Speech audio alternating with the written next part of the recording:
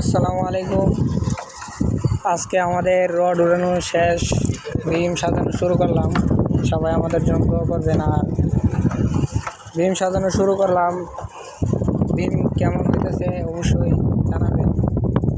আর ভুল হলে অবশ্যই আমাদেরকে কমেন্টে বলে যাবেন, আমরা সেটা সংশোধন করার চেষ্টা করব। এই যে আমাদের রাসেল ভাই বিমের দাগ দিতেছে।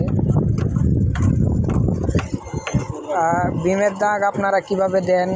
অনলাইনে অনেক বড় বড় মিস্ত্রিরা আছেন, বিমের দাগ কিভাবে দেন অবশ্যই আমাদেরকে জানাবেন। আর আমরা যে দাগটা দেই, বাংলা ভাষায় বলি 4 ভাগ করে বা 2 ভাগ চাইডা আর মাঝখানে 2 ভাগ দিয়ে দিতেছে আর কি। আপনারা কিভাবে দেন অবশ্যই জানাবেন। আসসালামু আলাইকুম।